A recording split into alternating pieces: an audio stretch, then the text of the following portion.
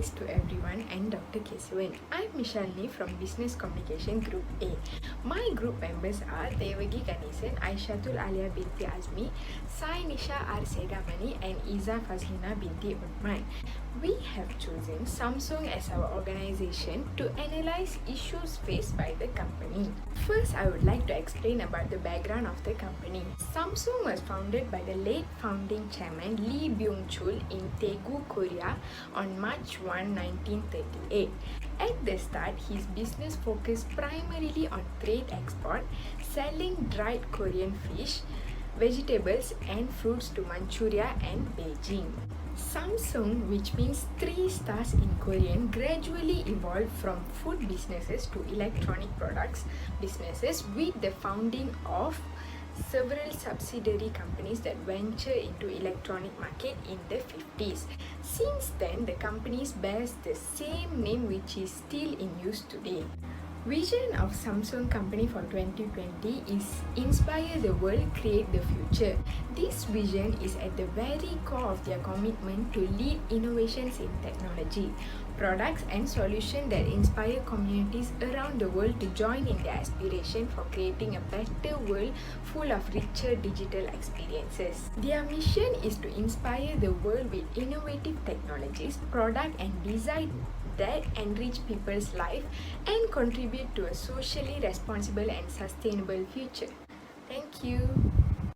Hi, my name is Zafazina binti Muhammad Othman and I will present to you about the main businesses of Samsung company. Samsung, a South Korean company that is one of the world's largest producers of electronic devices. Samsung specialized in the production of a wide variety of consumer and industry electronics, including appliances, digital media devices, semiconductor, memory chip, and integrated system. It is become the most recognizable name in technology and produced about a fifth of South Korea's total export. Samsung first entered in the electronic industry in 1969 with several electronic focuses division. Their first product were black and white television. During the 1970s, the company began to export home electronic product overseas. At the time, Samsung was already a major manufacturer in Korea and it acquired 50% stakes in Korea Semiconductor. In the late 1970s and 80s, witnesses a rapid expansion of Samsung technology businesses. Separate semiconductor and electronic branches were established, and in 1978, an aerospace division were created. Samsung Data System was established in 1985 to serve businesses' growing needs for system development. That helped Samsung quickly become a leader in information technology service. Samsung also created two research and a development institute that is broadening the company technology line into electronics, semiconductor, high polymer, chemicals, genetic engineering tools, telecommunication, aerospace, and nanotechnology. In 2000, witnesses the birth of Samsung Galaxy smartphone series, which quickly not only become the company's most praised product, but also frequently top annual list of the best-selling smartphone in the world. Since 2006, company become the top-selling global manufacturer television. Beginning in 2010, the Galaxy series expanded to tablet computer and the introduction of the Galaxy Tab. Next, I'm going to talk about the main competitors and also the top customers of Samsung. Just like other companies, Samsung also have their top clients and also main competitors. So first, let's look up to the main customers. Samsung recently have revealed their top 5 customers, which was Apple, Best Buy, Deutsche Telekom, Teltronics Hong Kong, and also Verizon. These 5 companies have covered 13% of the total sales of Samsung. Samsung's target customers are from the age of 15 to 45 who follows the current technology trends. So, for your information, Samsung have shipped 80.4 million smartphones in the third quarter of 2020, which is 26 million more than the previous quarter. Okay, let's look up to the competitors. A restaurant's competitor would be another restaurant or a cafe near the area. So just like that, Samsung is a very well-known, very globally known company in the electronical industry. So just like that, their competitor would be from the same industry. So as we know that Samsung's main competitors are Apple and Huawei, which we all know that these three companies are the well-known companies in the electronical industry. So apart from Apple and Huawei, Oppo, Vivo, Sony, Lenovo, Asus, Microsoft, LG, and even Panasonic are also known as their main competitors. You can ask me why Panasonic, as Panasonic is not making smartphones.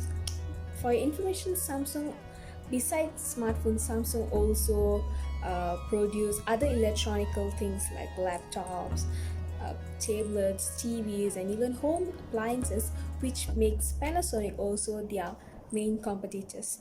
Hi, I am Aishatul and I will continue to the next part, which is Samsung Group Communication Challenge and obstacles faced by them. In August 2016, Samsung launched their much-awaited smartphone, the Galaxy Note 7. The Galaxy Note 7 had a lot to live up to, including the competition from its competitors and the popularity of its older siblings, the Galaxy Note 5, which was generally regarded as the best Android of its generation.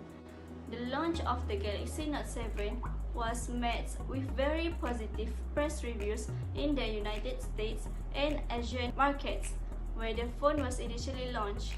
However, on 2nd August 2016, shortly after its launch, numerous reports appeared showing the newly purchased Galaxy Note 7 repeatedly reporting that the phones were in flames. A certain supplier's lithium-ion batteries can overheat and burn. The company received numerous reports of overheating of batteries for damage to property, including fire. From Samsung's lack of reaction in the early stage of the crisis, it is clear that there was no strategy in place because they were caught unprepared for this crisis and led even more damage to its reputation and market share. One of the major complaints of many consumers is the company is providing very little information to customers after many cases reported that the phone were in flames. The lack of crisis communications by the company in the 2 weeks before the crisis occurred is an incredibly failure that reveals that companies need a crisis management plan in place for the terrible moment when the crisis occurs. There was wave after wave of negative commentary which not just came from the press but from consumers as well. To make matters worsen, phones were forbidden on a number of airlines where, during each pre-flight safety briefing, Samsung was mentioned and shamed, further damaging the brand and weakening consumers' confidence, which then lowered their earnings by 30% caused by the expense of recall and the result drop in sales. The phone maker was dealing with its worst brand crisis ever after the defective Galaxy Note 7 smartphones started to explode around the world. Battery malfunction threatened to permanently damage both its company and reputation. Good day to all. Let me continue the presentation. So in brief, we can see that the Samsung company has announced a replacement program where the Samsung users are allowed to exchange their Note 7 for a new device, and they also offered compensation for the customers. At the same time, the Samsung company carried out an investigation to identify what causes the explosion of the mobile phones. Unfortunately, the steps taken were late, and this caused the Samsung company reputation to degrade among the people worldwide. Hence, there are some actions that can be taken to avoid this kind of problem. For example, firstly, the product that being released should be undergo a comprehensive safety test before it's being released to the market. For instance, the components that are used to build up a product should be purchased from a trustable suppliers. This will ensure that the safety of the components itself is safe to use. And then they also can come up with a new approach where the product will be only available, firstly available to the company employees for a certain period of time. So during the period of time, if there is any defects or any problem when they using the product, the problem or the defects can be identified and realigned before the product is being released into the market. This will ensure that the good name of the companies will be kept safe, since the employees will be under the contract where they are not allowed to leak the information of the company to the outsiders. Next, the Samsung company need to appoint a social media specialist. By selecting a social media specialist, they are able to decide on their own during the crucial times without waiting for the decision of the higher managements. Those specialists are also capable of managing the angry customers who vented their anger on the social media. Besides that, they are also able to provide an accurate information to the social media users. So this will help the company to ensure that there is no gossips about their product or about the company among the people outside.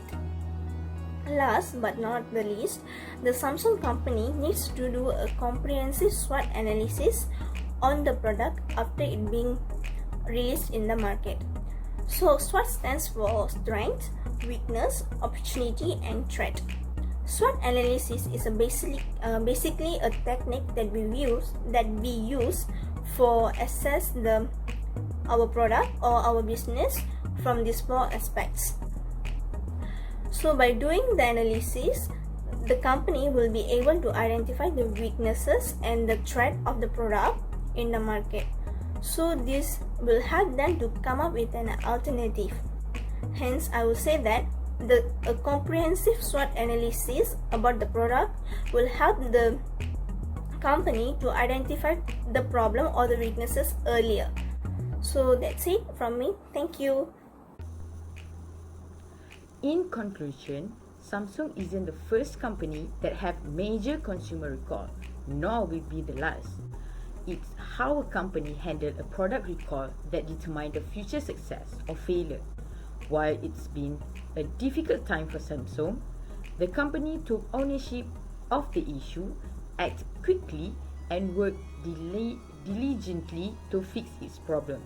Samsung had a responsibility and opportunity to control the narrative by the communication actively with the public, uncovering the root cause for the defect and updating the necessary stakeholder incorporation, both traditional and new media platform in their crisis response. Exploring Samsung new media response could highlight whether the corporation applied more suitable crisis response strategies and greater consistency in the crisis information disseminated to the public.